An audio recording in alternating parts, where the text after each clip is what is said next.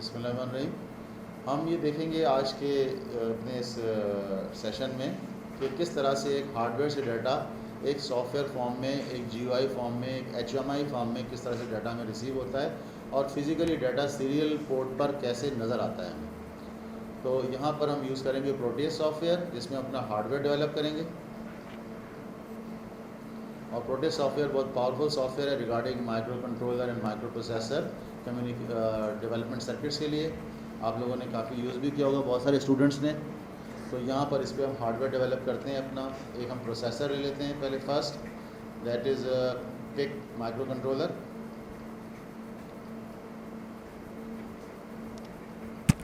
PIC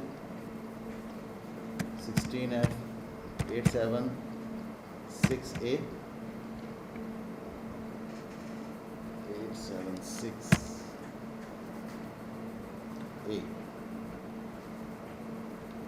यहाँ हमारे पास processor आ गया।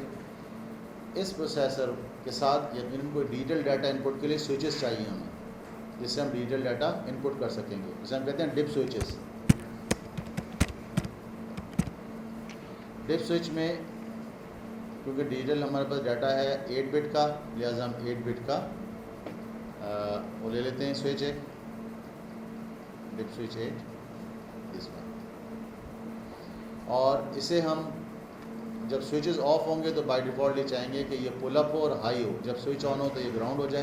तो हमें रजिस्टर भी चाहिए, रजिस्टर्स।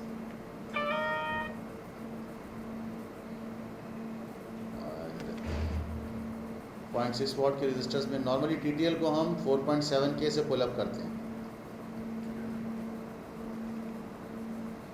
राइट। ये हमारे पास एक मिनिमम वो रिक्वायरमेंट है। अगर हम इसको प्रोसेसर को कनेक्ट करें, इस प्रोसेसर में जिसका मास्टर क्लियर है, इस पे लिखा है एक्टिव लो। अगर इसे लो कर देंगे तो ये रीसेट हो जाएगा, और इसे हाई कर देंगे तो ये रन मोड में आ जाएगा। तो इसको सबसे पहले हम हाई कर देते हैं पावर से।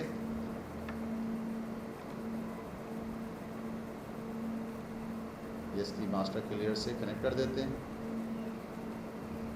प्रॉपर्टीज़ में 5 वोल्ट से इसको टाई कर देते हैं। अब ये मास्टर क्लियर मोड इसका मैंने डिसेबल कर दिया, रीसेट डिसेबल कर दी, हाई कर दिया इसे। अदरवाइज़ नॉर्मल सर्किट में तो यहाँ पावर ऑन रीसेट का सर्किट लगता है। अब फॉर एग्जांपल ये जो डिप स्विचेस हमारे पास हैं, ये डिप स्विचेस हम इसके पोर्ट B के साथ कनेक्ट कर देते हैं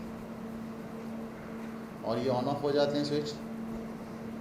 यहाँ से इसे कनेक्ट करेंगे और जस्ट डबल क्लिक से एक्शन रिपीट हो जाएगा हमारा।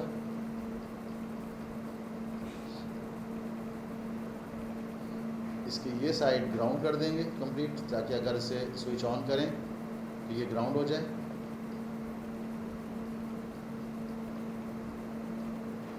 और इस एंड को हम ग्राउंड से टाई कर देंगे।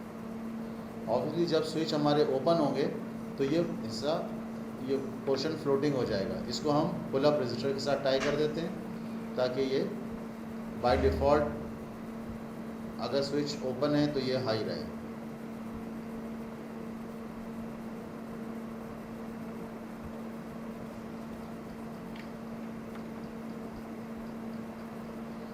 और इन स्विचेस को पुल अप करना है।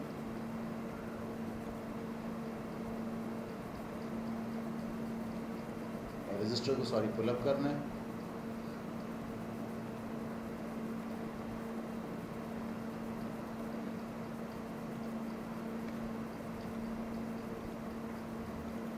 और इनको यहाँ से कनेक्ट करना है इस पोर्ट के साथ, RB0, RB1, port B2, port B3,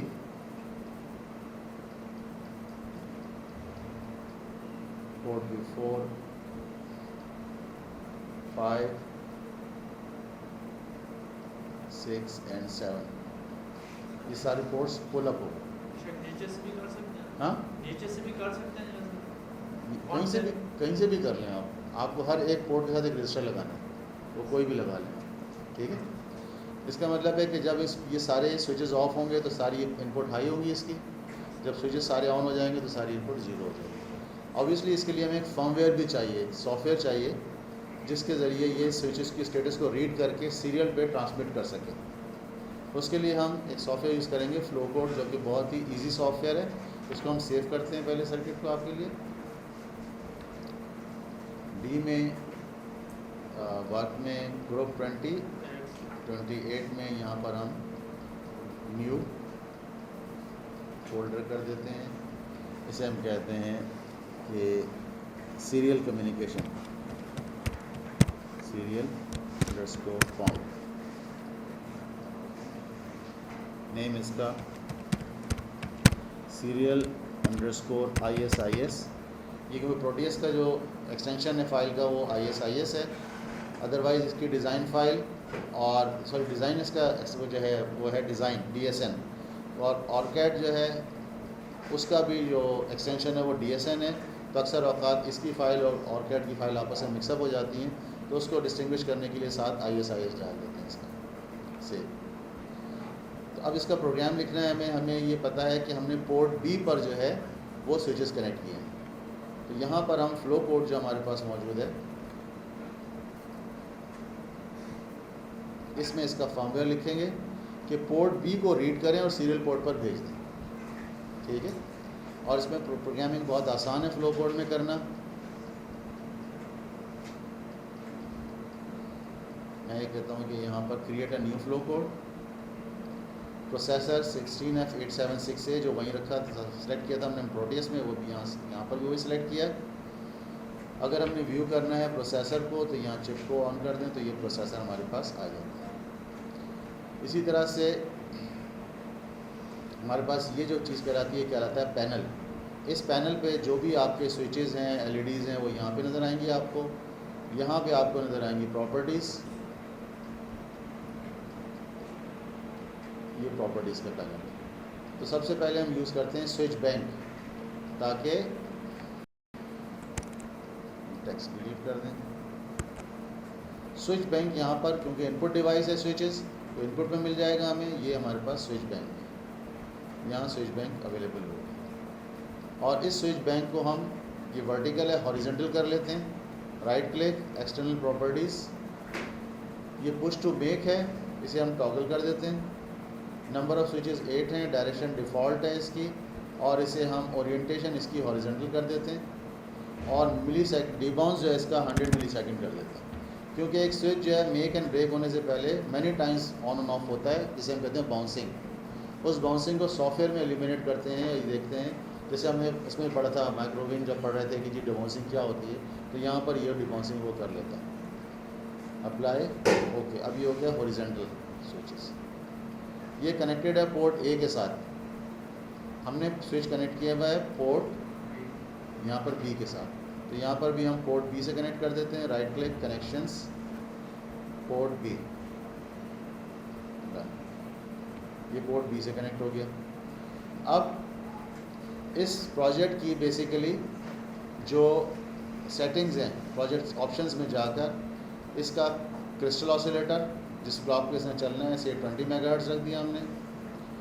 और इसकी जो फ्यूज़ सेटिंग्स हैं, अब जितने भी कंट्रोलर आ रहे हैं इसमें फ्यूज़ सेटिंग्स होती हैं, क्योंकि मल्टीपल क्लॉक्स ले सकते हैं। वॉच डॉग है इसके अंदर, पावर अप टाइमर है, ब्राउन आउट डिटेक्शन है, इन सब की प्रोग्रामिंग करनी पड़ती है। ये इस वक्त 03FF फ्यूज़ बिट की कन्फिग्रेशन है।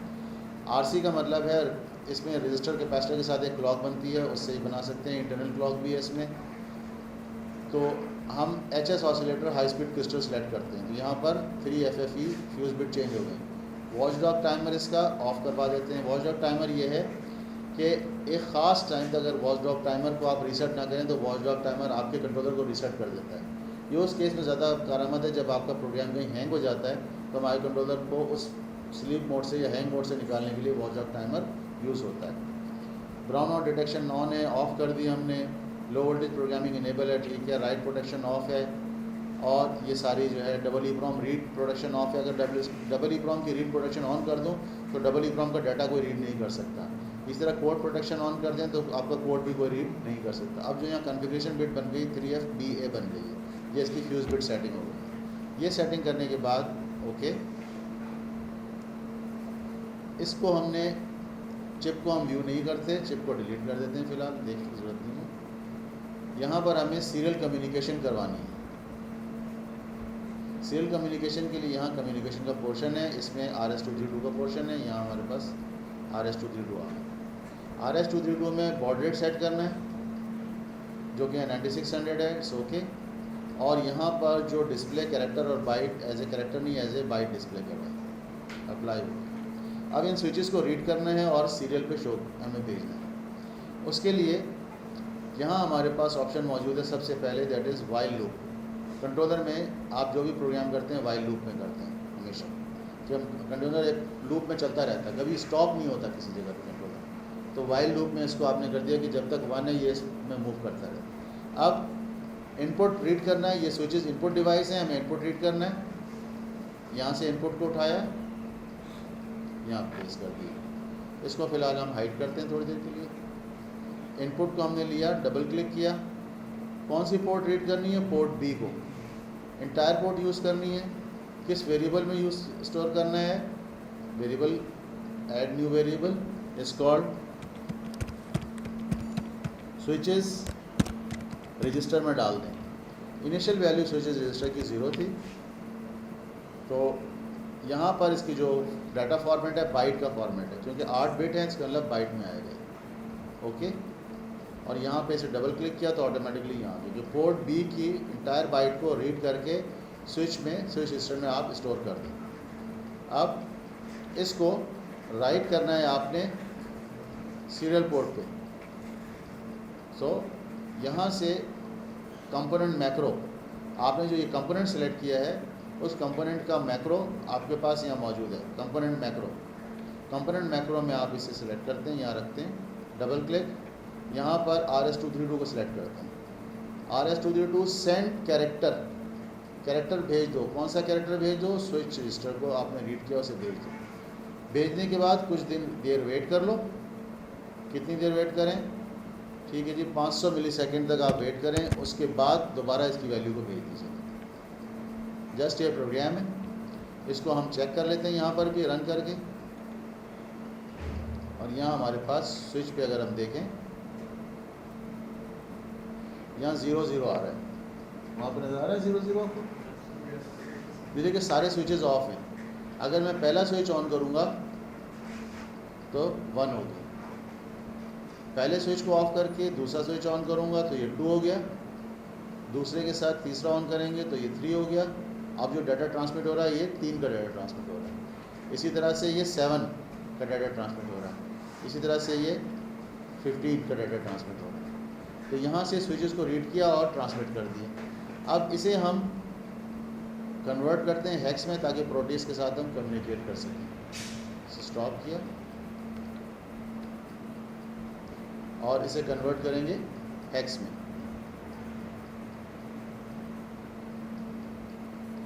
कहाँ स्टोर करेंगे, जहाँ आपका प्रोग्राम है, वर्क में, ग्रुप 28 में, इसमें सीरियल कॉम में, और इसे हम कहते हैं सीरियल कॉम से। अब ये इसे हेक्स में कन्वर्ट कर रहा है, जो उस प्रोसेसर के लिए रिक्वायर्ड है। हमें PIC 16F876A के लिए जो हेक्स रिक्वायर्ड है उस हेक्स में ये कन्वर्ट कर रहा है उसे। और इसे कन्वर्ट करने के बाद इसने बता दिया कि आपके पास जो रिसोर्सेज हैं, रैम आपके पास अवेलेबल थी 368 बाइट्स, यूज़ हो गई 40 बाइट, आपके पास 10.9% यूज़ हो गई रैम आपकी, और आपके पास 89% रैम अभी मौजूद है मज़ीद प्रोग्राम करने के लिए। रोम आपके पास मौजूद है 98.0% आपके पास मौजूद है। ये रिसोर्सेज बता दिए इसने कितने रह गए हैं प्रोसेसर में आपके। अब यहाँ से इस प्रोसेसर में हमने हेक्स फाइल लोड करनी है, एडिट प्रॉपर्टीज़, वहाँ हमने क्लॉक रेट कितना रखा था 20 मेगाहर्ट्ज़। यहाँ पर हमें इसे सीरियल कॉम यही बनाया आपके, इसमें हमने ग्रुप 28 में सीरियल कॉम यहाँ से रीड कर, ओके। अब इस सीरियल को देखें कैसे कि सीरियल पर डाटा आ रहा है। उसके लिए हम यहाँ से वर्चुअल इंस्ट्रूमेंट में से जाकर वर्चुअल टर्मिनल ले लेते हैं। इसका जो ट्रांसमिट है सीरियल पोर्ट का, दैट इज़ RC6 ट्रांसमिट, इसके रिसीव से कनेक्ट हो जाएगा। और जब इसे रन करेंगे सारे स्विचेस इस वक्त हम 0 कर देते हैं।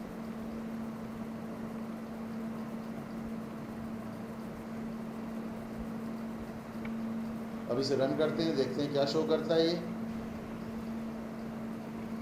Right click hex display mode, यहाँ पे शो कर रहा है 0 0।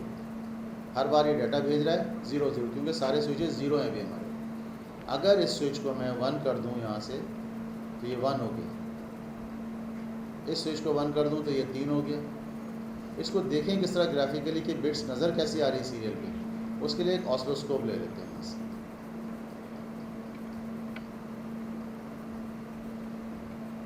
इस ऑसिलोस्कोप पे देखते हैं कि जैसे हमने बात की थी कि 1 0 का डाटा नज़र आता है, वो कैसे नज़र आता है। इसको सेव भी कर देते हैं और इसको हम यहाँ देखते भी हैं। इस वक्त सारे स्विचेस 0 हैं, जस्ट आपके पास आ रही है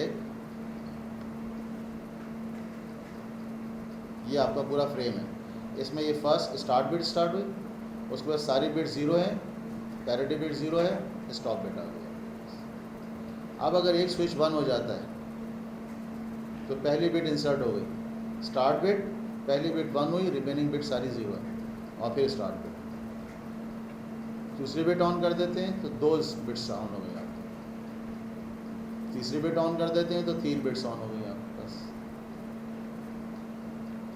चौथी बिट, और अल्टरनेट एक छोड़ के कर देते हैं तो बीच में एक 0 और बाकी एक बिट आ जाती है। ये डाटा तो आपकी start, stop bit, parity bit सब इसके अंदर ऐड हो गई, डाटा ट्रांसमिट हो रहा है। आफ्टर एवरी 500 मिली सेकेंड के बाद एक पैकेट ये भेज देता है, और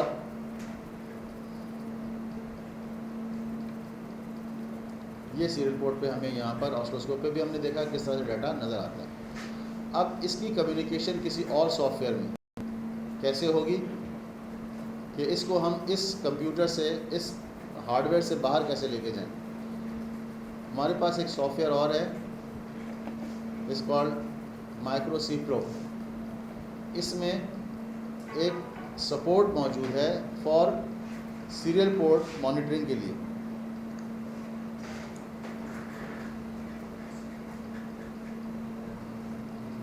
इसमें अगर टूल्स में हम देखें तो टूल्स में हमारे पास यहाँ मौजूद है USR टर्मिनल। ये हमारे पास यहाँ पर भी हम देख सकते हैं, जो डाटा ट्रांसमिट हो रहा है हमारे हार्डवेयर से सॉफ्टवेयर में हम देख सकते हैं। कैसे देखेंगे उसके लिए हमें, ये भी एक सॉफ्टवेयर है हमारे पास और प्रोटियस भी एक सॉफ्टवेयर है। इन दोनों सॉफ्टवेयर की आपस में कम्युनिकेशन कराने के लिए हमें एक कॉम पोर्ट इसमें चाहिए, जो कि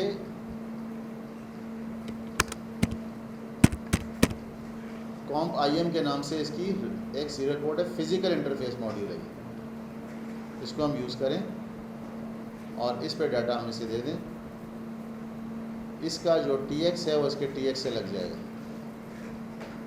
TXD इसके TXD से कनेक्ट हो गई। अब जो ये रियल कॉम पोर्ट पर डाटा भेज देगी। रियल कॉम पोर्ट कौन सी है हमारी, जो हम अभी इस्टेब्लिश करेंगे फॉर 2 सॉफ्टवेयर्स।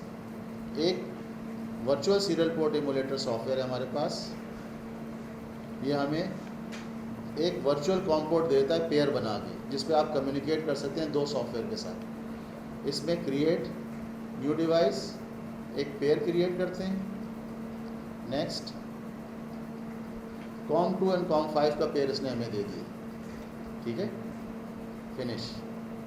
और ये इनिशलाइज भी हो गया, रेडी भी हो गया। एक कॉम पोर्ट हम देंगे प्रोटियस को, एक कॉम पोर्ट देंगे हम माइक्रो सी को देखने के लिए। तो पहले प्रोटियस को हम कहते हैं कॉम पोर्ट 2 आप ले लें, right click, edit properties, com port 1 है, इसे हम कॉम पोर्ट 2 कर देते हैं। बॉड रेट 9600 रखा है, बॉड रेट 9600 कर देते हैं, और यहाँ पर भी 9600 कर देते हैं, ओके। और दूसरी कॉम पोर्ट हम देंगे माइक्रो सी को। यहाँ पर कॉम मैक्सिमम 5 तक है, जबकि उसने हमें पेयर दिया है कौन सा, 5 तक का। इसका मतलब है कि हमें चेंज करना पड़ेगा। क्या चेंज करना पड़ेगा, पेयर को। इसे हम डिसेबल करते हैं, स्टॉप, डिलीट, यस। और अपने कंप्यूटर में जाके देखते हैं कि जो हमारे डिवाइस मैनेजर है इसमें कौन कौन सी कॉम पोर्ट इसके पास मौजूद है। इसके पास कॉम पोर्ट्स में कॉम 4 मौजूद है और कॉम 1 मौजूद है मेरे। इस कॉम पोर्ट को मैं डिसेबल करता हूँ पहले।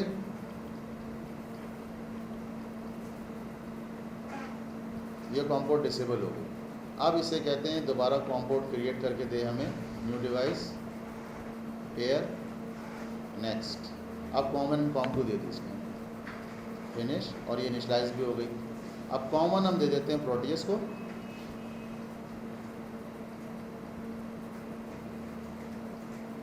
कॉम 1 बॉड रेट 9600 ही है, और कॉम 2 दे देते हैं माइक्रो सी को। कॉम 1 इसमें है, इसे कॉम 1 दे दें, चलें 9600 बॉड रेट। इसमें यहाँ हमारे पास क्या ऑप्शन है, कॉम 2 का ऑप्शन है, यहाँ कॉम 2 इसको दे दें। अब ये पेयर आपस में लिंकअप हो गए। अब जो यहाँ पे मैं ओपन कर दूँ, इसको कनेक्ट कर दूँ पोर्ट को, और देखना हमें है किस फॉर्मेट में, डेसिमल फॉर्मेट में देखना है।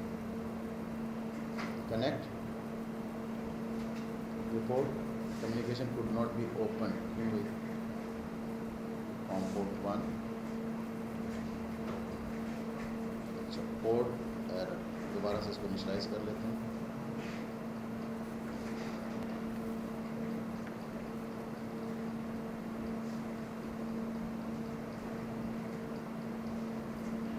ये हमारे पास रन कर रहा है, यस। नहीं, ये कॉम 2 एंड कॉम 5 का है, ये नॉट अवेलेबल है पेयर हमारे पास, यहाँ पर अवेलेबल ही नहीं। इसको हम पहले डिलीट करते हैं, यस, इसे रिमूव करते हैं, clear, and again create a port here next. Com 1 com 2 finish, ये नॉट अवेलेबल है।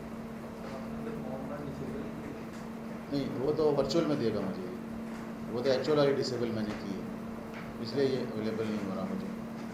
अच्छा, इसमें जो है बेसिकली कॉम 1 एंड कॉम 2 मिलना चाहिए था। दोबारा करना से, और port emulator create a com port here,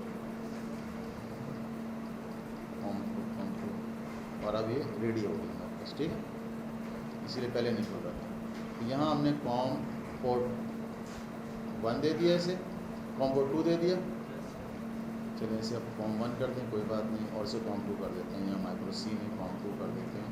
tools, USR terminal, and com 2 आ गई यहाँ पर, 9600 बॉड रेट, डेसिमल में कनेक्ट, और अब ये कनेक्ट हो गई हमारे पास, और ये वेट कर रही है कैरेक्टर रिसीव करने का। प्रोटियस को रन करेंगे यहाँ से, यहाँ ये हमने इसके TX को इसके TX से टाई कर दिया, और इसे यहाँ हमने रन कर दिया। सारे स्विचेस हमारे 0 हैं, यहाँ पर भी हमें 0 0 मिल रहा है। अगर हम यहाँ पे स्विच को ऑन करते हैं, किसी एक स्विच को,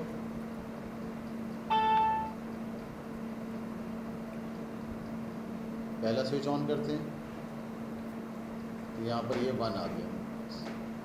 इसी तरह दूसरा स्विच ऑन करते हैं, यहाँ पर 3 हो गए, 2 स्विचेस ऑन हुए, 3 हो गए। ये बेसिकली 1 2 3 ये तो रॉ डाटा कहलाते हैं, और रॉ डाटा को अगर कोई भी ऑपरेटर देखता भी है तो उसे नहीं पता कि कितने स्विचेस फील्ड में ऑन है। इसके लिए कोई ना कोई ग्राफिकल रिप्रेजेंटेशन चाहिए। वो ग्राफिकल रिप्रेजेंटेशन कहाँ से आएगी हमारे पास, वो आएगी किसी ग्राफिकल सॉफ्टवेयर से। मिसाल के तौर पर जैसे हम LabVIEW में यूज़ करते हैं, ये तो हमने देख लिया कि हमने 2 सॉफ्टवेयर के दरमियान कम्युनिकेशन करवा ली। अब इसे डिस्कनेक्ट करके इसे स्टॉप कर देते हैं, और अब हम इसकी कम्युनिकेशन करवाते हैं LabVIEW से, और वहाँ ग्राफिकली रिप्रेजेंट करने की कोशिश करते हैं डाटा को। ये हमारे पास सॉफ्टवेयर है नेशनल इंस्ट्रूमेंट वालों का, LabVIEW।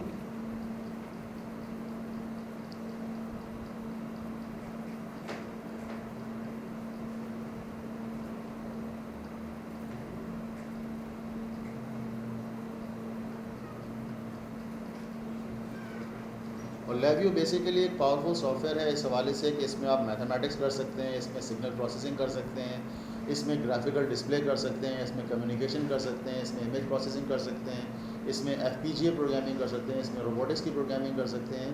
बहुत ही वर्सटाइल प्रोग्राम है ये, बहुत पावरफुल प्रोग्राम है ये LabVIEW। यानी आप सिंपल मैथमेटिकल फार्मूला से लेकर तो हाई डेंसिटी की इमेज प्रोसेसिंग तक इसमें सारा कुछ कर सकते हैं उसके अंदर। यहाँ पर स्टार्ट हम करेंगे ब्लैंक VI से। VI means virtual instrumentation. ये जो VI है ये वर्चुअल इंस्ट्रूमेंटेशन है। इसके पास दो स्क्रीन्स हैं, एक है बैक एंड और एक है फ्रंट एंड, राइट। वहाँ हमारे पास स्विचेस कितने हैं? 8 स्विचेस हैं, राइट। यहाँ हमारे पास 8 LEDs होनी चाहिए जिस पे हम देख सकें कि डाटा क्या आ रहा है। तो 8 LEDs अगर हम फ्रंट एंड पर डिस्प्ले कराना चाहें तो यहाँ इसके पास ये LEDs मौजूद हैं। इस LED को हम प्लेस करते हैं, एक LED, और इसे अब हम व्यू में टूल पैलेट्स के ज़रिए इस LED का नाम चेंज करना है। मैं इसे कर देता हूँ स्विच 1, SW1, स्विच 1। इसे मैं कॉपी कर लेता हूँ यहाँ से, Ctrl+C और Ctrl+V। 4, 5, 6, 7 और 8 LEDs हो गए। नाम इसका चेंज कर लेते हैं, स्विच 2 हो गया ये। यानी इस पर हम स्विच 2 का स्टेटस डिस्प्ले करेंगे, स्विच 3 का, स्विच 4 का स्टेटस डिस्प्ले होगा, स्विच 5 का स्टेटस, स्विच 6 का,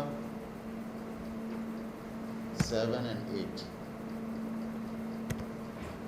और इन LEDs को अलाइन कर लेते हैं सिलेक्ट करके, और इनका डिस्टेंस एडजस्ट कर लेते हैं आपस में। ये सब LEDs अलाइन हो गए हमारे पास। इस पे अब नज़र आएगा हमें, लेकिन कैसे नज़र आएगा? थ्रू सम प्रोग्रामिंग नज़र आएगा, प्रोग्राम करना पड़ेगा इसे। अगर हम बैक एंड पे जाएं इसके शो ब्लॉक डायग्राम, तो बैक एंड पे हम ये देखें हमारे पास LEDs मौजूद हैं। स्विच ये स्विच 1, स्विच 2, 3, 4, 5, 6 और ये 8 स्विचेस। इनको भी हम अलाइन कर लेते हैं।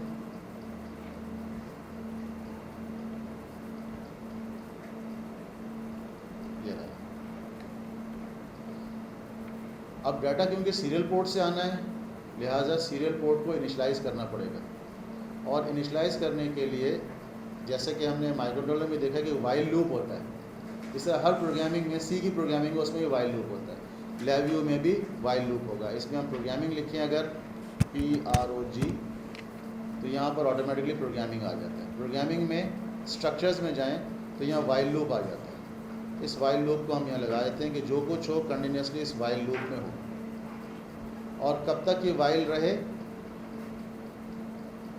यहाँ इसने कंडीशन दी हुई है कि यहाँ पर राइट क्लिक, एक क्रिएट कर दें कांस्टेंट, क्रिएट कांस्टेंट।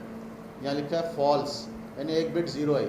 और इसको राइट क्लिक करके हम देखें स्टॉप इफ़ ट्रू, अगर ये ट्रू हो जाए तो स्टॉप हो जाना, अदरवाइज वाइल लूप में चलते रहना। तो यहाँ पर हमने इसे वाइल में प्लेस कर दिया कि जितनी LED का स्टेटस है ये वाइल में होगा। वाइल से बाहर हम सीरियल पोर्ट इनिशलाइज करेंगे। सीरियल पोर्ट के लिए यहाँ से हम जाके लिखेंगे serial protocol, serial configuration. Serial configuration में VISA resource name, create a control, एक कंट्रोल क्रिएट कर दिया। इसे डबल क्लिक करें, फ्रंट एंड पे आ जाते हैं। फ्रंट एंड पे आप देखें क्या आपके पास वो पोर्ट अवेलेबल है जो आपने, कॉम मौजूद है इसके पास, कॉम 2 मौजूद है, कॉम 3, कॉम 4 मौजूद है। इसका मतलब है हम इसे कम्युनिकेट कर सकेंगे। नेक्स्ट इज इसका बॉड रेट क्या है? Baud rate is 9600 sorry.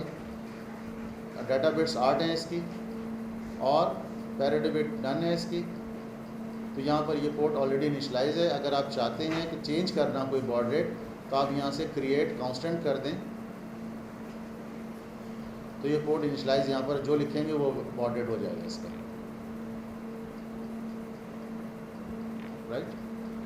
अब सीरियल पोर्ट से रीड भी करना है डाटा को।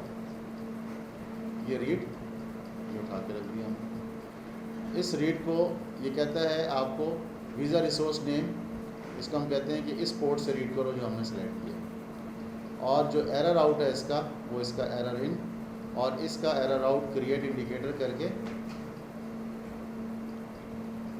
और हाइड इंडिकेटर करते हैं। इंडिकेटर हाइड होगा, अगर हाइड ना करें शो इंडिकेटर तो इस तरह नज़र आएगा आपको, जो ये एरर मैसेज डिस्प्ले करेगा। अगर सीरियल पोर्ट पे कोई एरर आता है तो वो डिस्प्ले करेगा। इसको हम फिलहाल हाइड कर देते हैं, शो ब्लॉक डायग्राम हाइड। अब इससे जो डाटा आ रहा है हमारे पास वो आ रहा है ये रीड बफर। कितने बाइट रीड करने, बाइट काउंट 1 है, 1, क्योंकि वहाँ से एक ही बाइट भेज रहे हैं पूरा। और read buffer create indicator, indicator create कर दिया। फ्रंट पे जाके देखेंगे तो ये ऐसे नज़र आएगा, जो बफर में वैल्यू आएगी वो ये नज़र आएगी।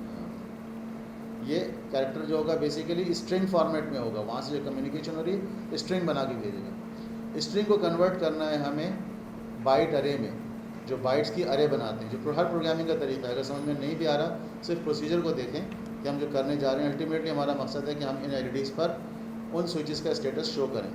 तो यहाँ हम लिखते हैं स्ट्रिंग टू बाइट अरे।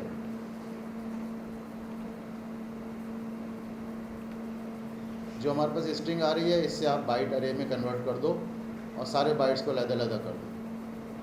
अब इस अरे से इंडेक्स अरे कर लेते हैं, अरे में से बाइट्स को अलग अलग कर लेते हैं, या ये इंडेक्स अरे आ गई। यानी पहला जो बाइट है दैट इज़ 0 नंबर का जो बाइट आ रहा है वो हमें अलग कर दो। क्रिएट कांस्टेंट 0 नंबर का बाइट इस पर दे दो और क्रिएट इंडिकेटर। अब जो वहाँ से नंबर आ रहा होगा वो हमें ऐसे नज़र आएगा। अगर हम इसको रन कर दें यहाँ पर अब, और प्रोटीज को भी रन कर दें, 03 आ रहा है, और यहाँ इसको रन कर दें तो कनेक्ट नहीं हुआ अभी, सॉरी, पोर्ट हमने सेलेक्ट नहीं की। यहाँ पोर्ट हमने सेलेक्ट की हुई है 1, और यहाँ सेलेक्ट कर लेते हैं COM2, ये COM2 आ गया, सेलेक्ट कर लेते हैं तो यहाँ पर 3 आ गया, और इसका जो आस्की कैरेक्टर है वो ये बन गया हमारे पास। तो अब जो एलिमेंट है बेसिकली 3, ये एलिमेंट अगर कोई देखता भी है तो उसे नहीं पता कि फील्ड में कितनी स्विचेस ऑन है मेरे पास, अनटिल अनलेस कि ये विजुअली कुछ चीज़ नज़र आए एलईडी पर हमें। तो इसको एलईडी पे हमें डाटा देने के लिए क्या करना पड़ेगा,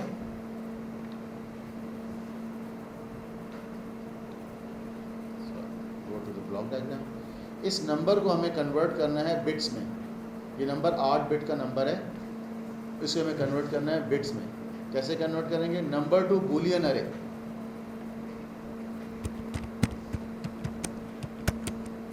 नंबर टू बूलियन अरे। अब जो ये नंबर था हमारे पास, दैट इज दिस, इसको बिट बाय बिट, एक एक बिट में अरे में कन्वर्ट कर दिया, ब्रेक कर दिया इसे हमने, नंबर टू बूलियन अरे। अब इसका जो फॉर्मेट है लैब व्यू का वो है बेसिकली अरे टू क्लस्टर, क्लस्टर बनाना और क्लस्टर को अनबंडल कर लेना। अगर हम देखें अनबंडल, अनबंडल यानी जो बिट्स हैं उनको अनबंडल करना है, और इसको चाहिए इनपुट में क्लस्टर, और यहाँ जो हमारे पास है बूलियन अरे, तो अरे और यहाँ है क्लस्टर, तो अरे से क्लस्टर में कन्वर्ट करना है। तो हम यहाँ लिखेंगे अरे टू क्लस्टर,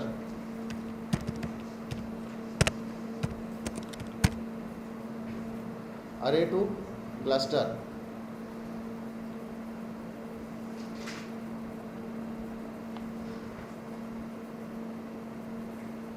और क्लस्टर जो है कितने बिट्स का है, 8 बिट का।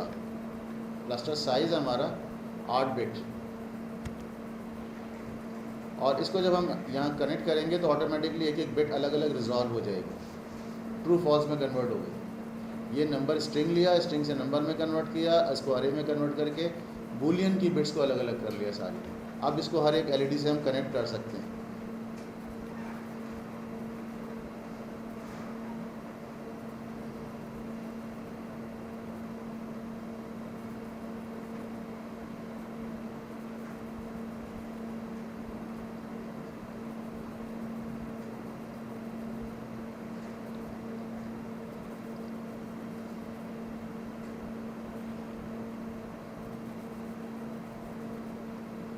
जो ये बूलियंस अलग अलग हुए थे सारे इनको हमने एलईडीज़ पे कनेक्ट कर दिए।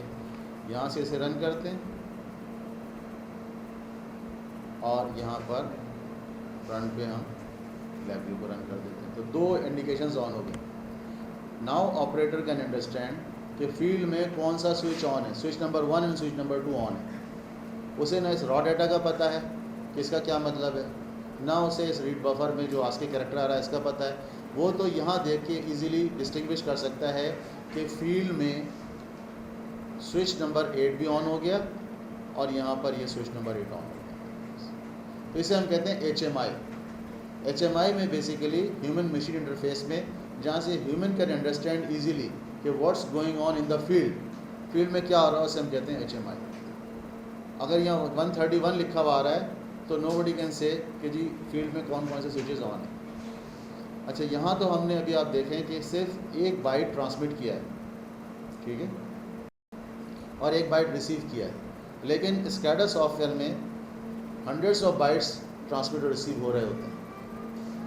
तो इसमें इंशाल्लाह कल हम अपने लेक्चर में ये देखेंगे कि अभी हमने एक डिजिटल डाटा को ट्रांसमिट किया और रिसीव किया, कल हम एनालॉग डाटा को ट्रांसमिट करके यहाँ रिसीव करेंगे और फिर ये कॉन्सेप्ट बनाने की कोशिश करेंगे कि क्यों बस की ज़रूरत पेश आती है।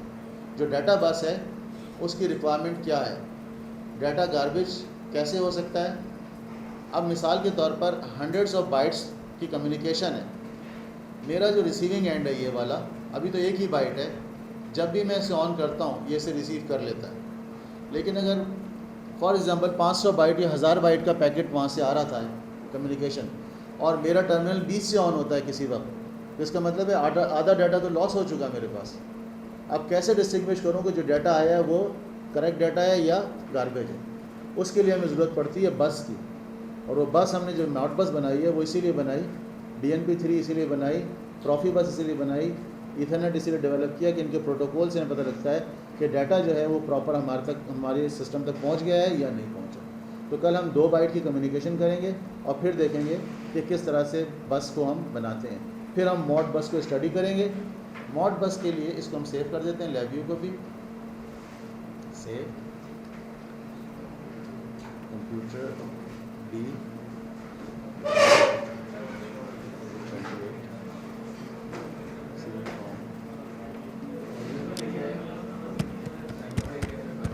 Terminal, okay.